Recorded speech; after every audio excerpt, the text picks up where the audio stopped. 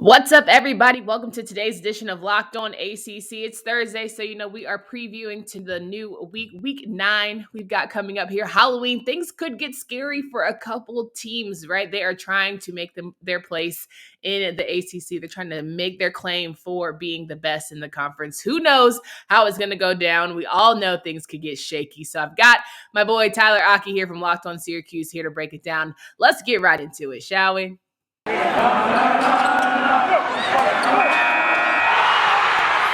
You are Locked On ACC, your daily podcast on the Atlantic Coast Conference. Part of the Locked On Podcast Network, your team every day.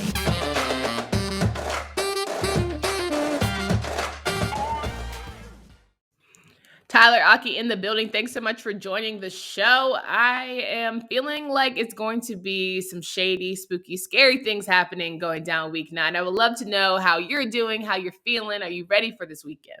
I'm good. It's a lot of close matchups this weekend. Again, we've said this a number of times on the show. No real marquee matchups when it comes to the scope of the entire nation, but within the conference, you got a lot of teams with similar records, separated by a game, but jockeying for position in the conference. So I'm excited. A lot of very good matchups, I think, this week. Absolutely. Let's get right into it. We're going to start with our Atlantic teams like we usually do. Go Coastal South, and then the best game of the weekend predictions. So NC State playing Louisville at 7:30 on ACC Network. It is NC State's homecoming, but the Cardinals are trying to disrupt things just here a bit. They are sitting at 4-3 as NC State is sitting at 5-2. Similar records as you have mentioned, but more importantly, State is trying to bounce back after that Miami loss. It was a head scratcher because you just knew NC State was a new team with new energy, ready to roll and dominate teams that they're supposed to beat. This is another game where technically they're supposed to beat a Louisville, but Louisville has the players to make it a competition.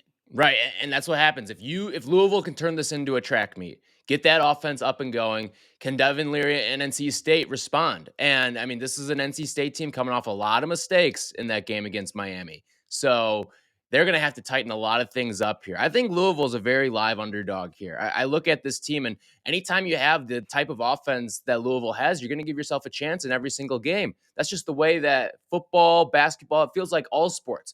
If you've got home run hitting offense, you're going to have a chance in every single game. And that's exactly what Louisville has. Absolutely. Malik Cunningham, who has over 1,600 yards on the season, and only 4 interceptions. I think between him and Harrell, and who is my other guy, Mitchell, they are guys that I think if you give them any time and space, it's going to be a long day for your defense. Plus the injuries from NC State losing Isaiah Moore for the season and being very much looking for depth with that. They prided themselves on that going into the year, and now they're just scraping, clawing, and having a next man up energy. You don't want to get off track here, right? You still want to be a viable opportunity to be a true contender for the Atlantic Division. We all know don't think too far ahead, right? You're still not trying to get into that November 13th matchup with Wake Forest. Can you focus on the task at hand? I think Devin Leary is going to have to use guys like Mecca Emezi, and they're going to have strong run game this go around between Bam Knight and Ricky Persons. Both of those two are going to have a strong show.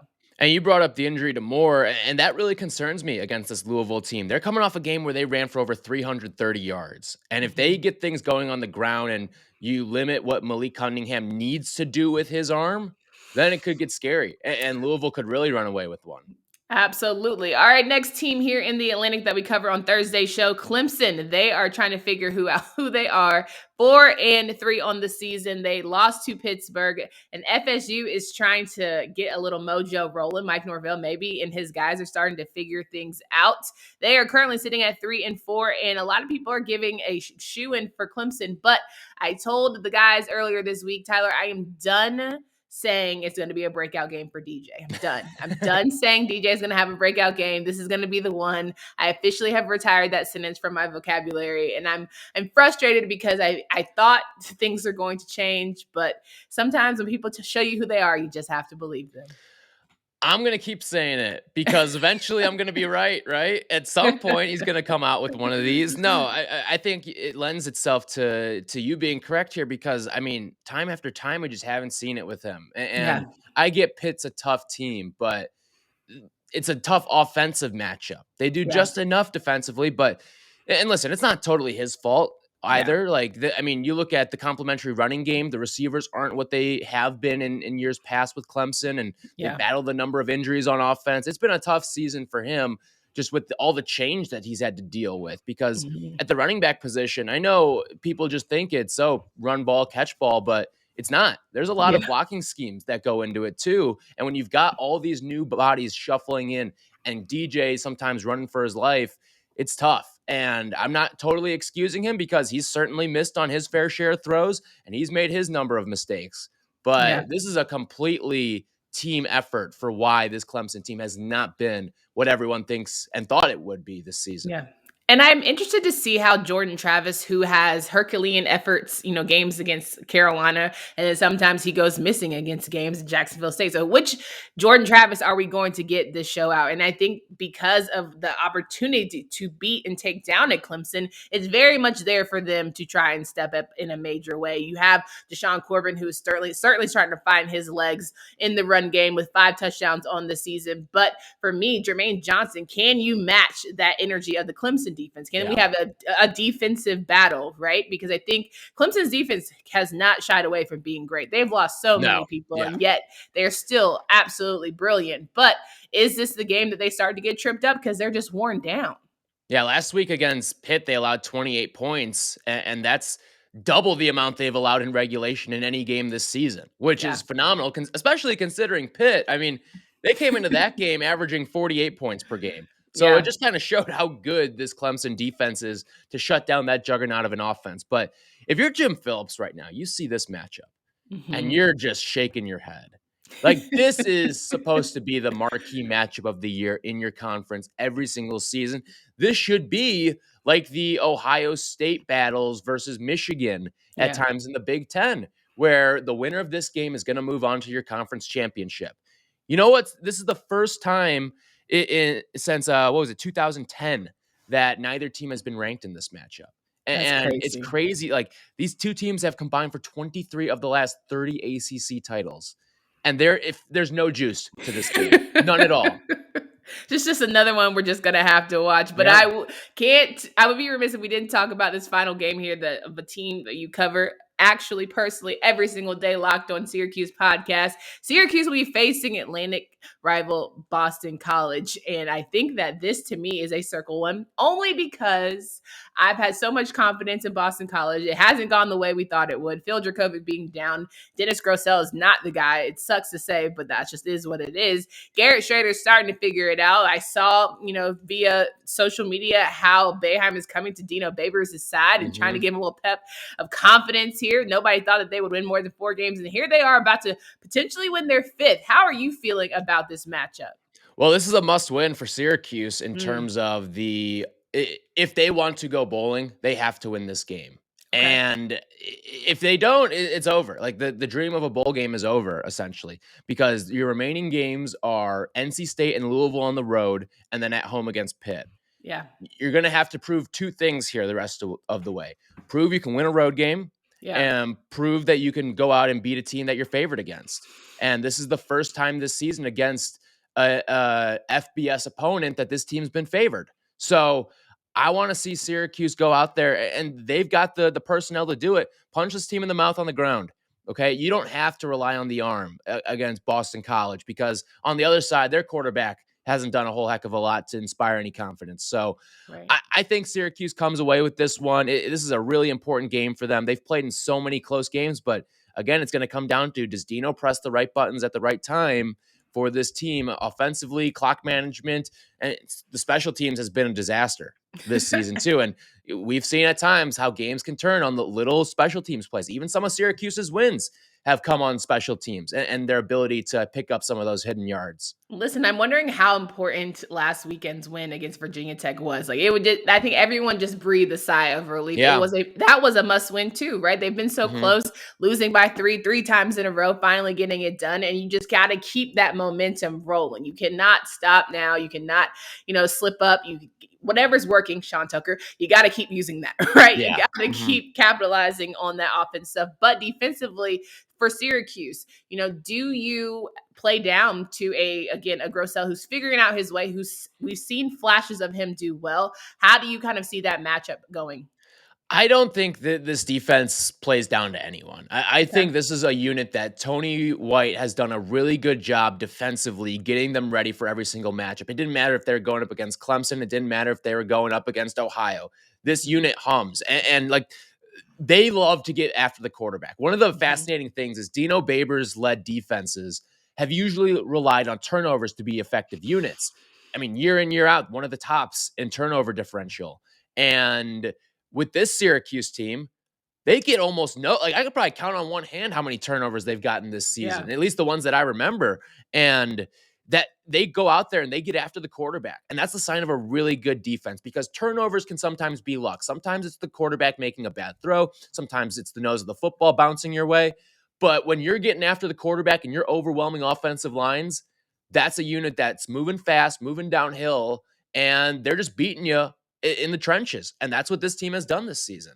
No doubt there. All right, people, we want to talk about SweatBlock for a few weeks now. These wipes that stop sweat for 7 days have been a hot topic, and it seems like you guys have been listening and or trying it. We've had a couple people from around our fan base comments on how good SweatBlock has been to them. So if you have not yet, let me tell you a little success story, right? We had straight out of Hollywood.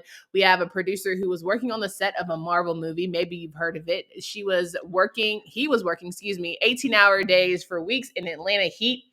He was heard about SweatBlock, started to try it, and absolutely loves it. No more sweaty production days. He even reports that one of the A-list actors uses it, maybe the green one, hint, hint, wink, wink, to start dry on set and on the red carpet. So stopping excessive sweat for up to 7 days, because it's doctor created and doctor recommended. So they know exactly what they're doing, not just for armpits, but for anywhere. And I do mean anywhere that you sweat. If you or someone you care about is dealing with excessive sweat, you have to check out SweatBlock.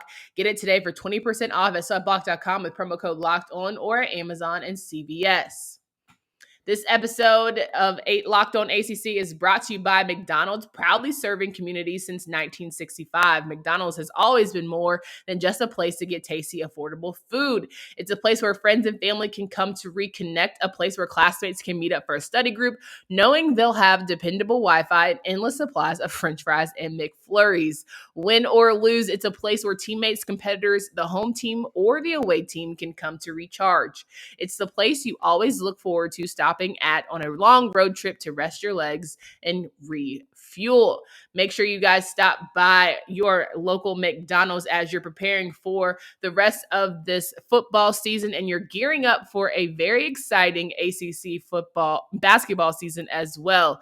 You can refuel and absolutely reconnect. Did somebody say Locked On ACC watch party for championship? We might have to do it in Charlotte. It could absolutely go down. You guys, I am loving it, and I'm absolutely know that you will too. A big thank you to our friends at McDonald's for always being there. Tyler Aki in the building from Locked On Syracuse, and we are going over some of the big matchups into week 9. We've also got the coastal side of things, Miami and Pitt. Miami, Tyler Van Dyke, Mr. Walk It Like He Talks It, is trying to come in and say, hey, I can battle with the best of them, and that is including Kenny Pickett, who is doing his thing, arguably the best quarterback in our conference. This matchup on Saturday at noon, high noon, I think is going to be one of those scary, spooky ones that if Pitt doesn't do right, they might find themselves in a Western Michigan situation and end with the L. My only concern here is I don't know if Miami's going to be able to keep up scoring-wise, because this Pitt defense has done a pretty good job at limiting teams. They're not elite by any stretch, but they're pretty good. They're solid. Yeah. And I think the matchup between Pitt's offense versus Miami's defense scares me. I mean, this is a Pitt offense that has been putting up 45 points a game. And then on the other side, like Miami's scoring, they're averaging 32 points per game, but they're also allowing 30. And defensively, there's so many holes. Like, it would not surprise me if Pitt put up 60 plus in this game, just because of the pace they play and the defense they're going up against. And Bubba Bolden, we hadn't heard news of him being done for the season, having to have shoulder surgery. So that leader is gone for that Miami defense. But more than that, you saw some highlights of the state game where Charleston Rambo, Cam Harris, they were stepping up in big ways. They're going to have another great game for Tyler. Can he be smart in the pocket? Can he not overdo things? And can Manny Diaz play call in a way that's positive for his team? I felt like when I was watching the game with NC State, there were just very head-scratching moments. Like, why are you even calling that? Why are we doing this? Why are you not going for it? Or why are you going for it? So I think that's just something to look out for. Is he going to be out coached by Narduzzi? And can Narduzzi keep his team at a level head when things might look shaky? Because again, it's a little more confident Miami team than it was before. Right. And you're certainly right with the confidence. But again, this is a Pitt team that can knock the confidence out of you in the first couple drives as well. I mean, if this team goes up, this team could put together 21 points in that first quarter. And it could be night after that. night in our Halloween themed day. I love it. All right, Virginia Tech and Georgia Tech. Let's talk about that noon game on ESPN3. Both teams looking at 3-4. Both teams having inexplicably bad losses on the year. The Hokies certainly had a hot start and then they've fizzled out. And Georgia Tech, we cannot be consistent to save their lives. Jeff Sims and company trying to figure out their way.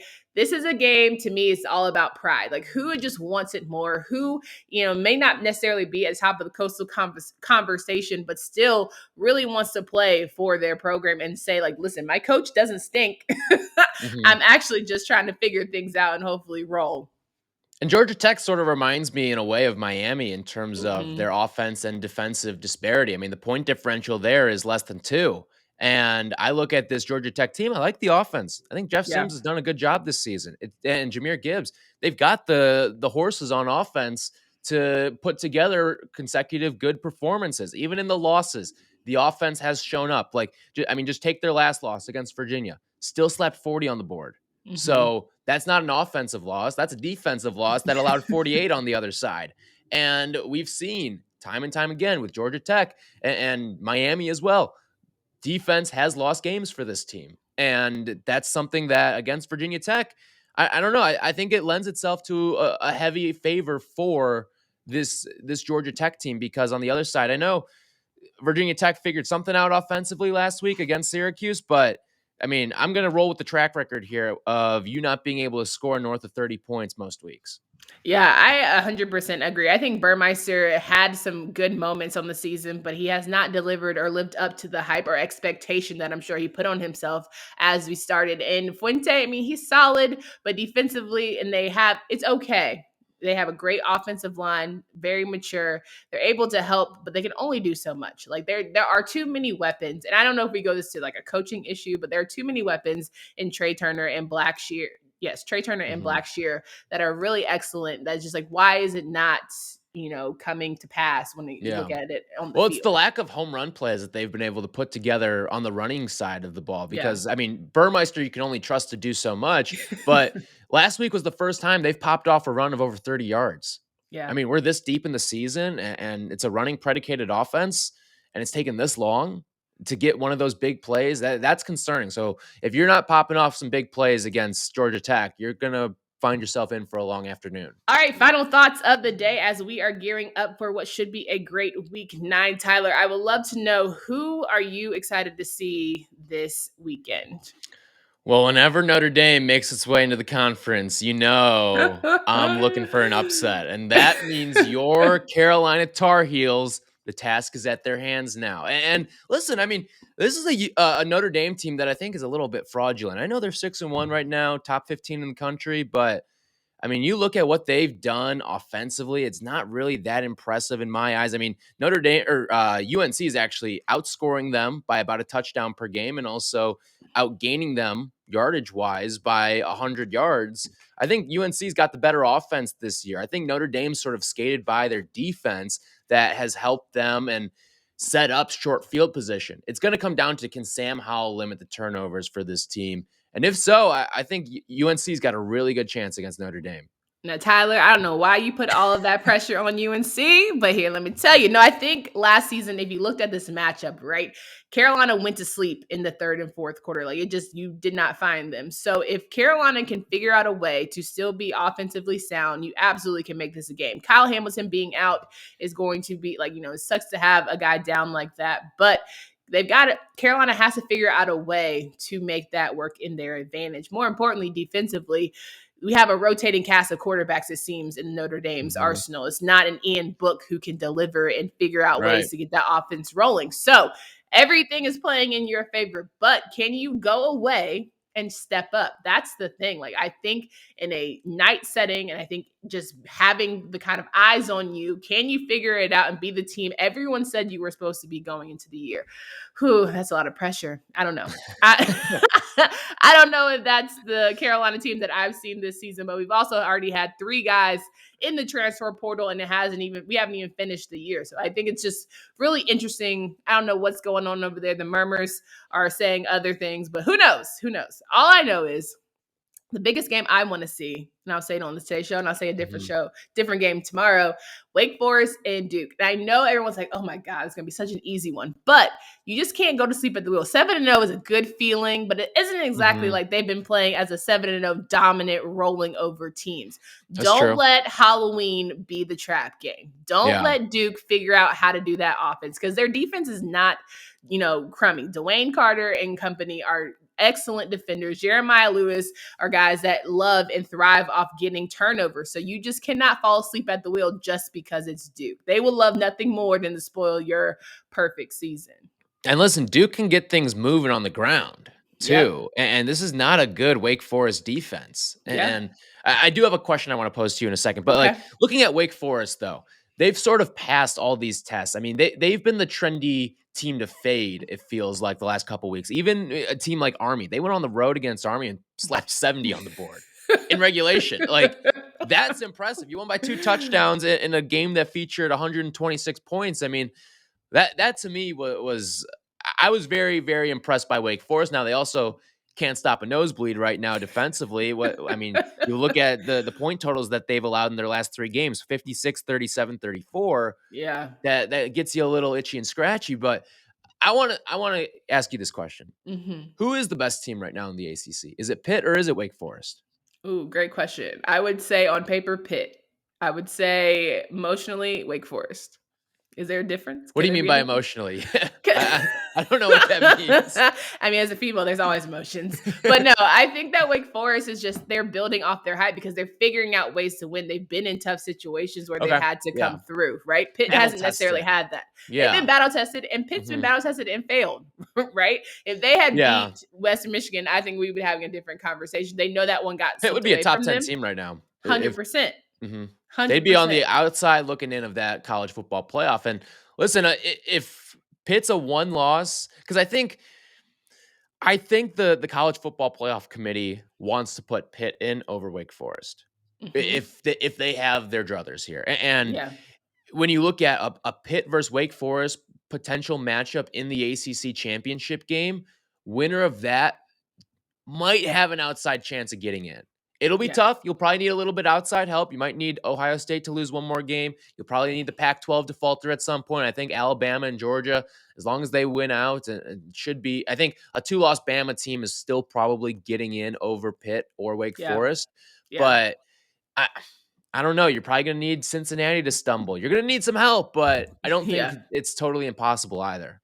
Yeah, I also think that with the narrative, we all love a good quarterback story. So we all want to have the Kenny Pickett be the hero. I don't think Sam Hartman has been seen as the hero in the same way. And I don't think, I don't really know why, but Kenny Pickett has just been lights out. Like, he should be in the Heisman conversation more than he is. But I wish the conference was doing better as a whole so we could put these guys, on a better display of how well and talented they are. Because hell, Brendan Armstrong could make the case if we wanted to. So, I think it's just, again, Wake Forest has all the emotions behind it because they're figuring out how to keep winning. But Pitt certainly is a team that I would be interested to see both of them go at it during the ACC championship. But NC State saying, no, wait a second. So and that's the problem right now with the conference is that you've got your marquee teams, Miami, Florida State, Clemson, Virginia Tech, all these teams.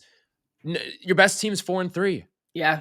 I mean, if some of these games that Pitt has won, like the Clemson game, if some of them had a little more luster to them, Right. you'd be talking about Pitt completely differently this season. Because I Absolutely. think that win against Clemson is significant. It is important. It is a good win. It's just that Clemson doesn't have the other wins to give Pitt the same cachet that it Right. could have right now. Absolutely 100% agree on that one. And I actually 100% agree. It is not just 75. All Hell right. yeah. Tyler, thanks so much for joining me. It's always a pleasure to have you on the show. Can you please remind folks of where they can find you, follow your work? Yeah, you can check us out, Locked On Syracuse, every single day, Monday through Friday. We're on YouTube. We're wherever you get your podcasts. You can find us on Twitter at LO_Syracuse. Talking a lot of hoops these days, too. Syracuse Yeah. basketball right around the corner. And you can find myself at Tyler AKI_ on Twitter. No doubt. I'm excited for basketball season. I think it's going to be really good. I think that, last year was just everyone's just figuring things out, but I really feel like it's going to be a strong Competitive conference. conference this year. Yeah. Very Thank competitive. God. I love that. It makes better for us, right? Yeah.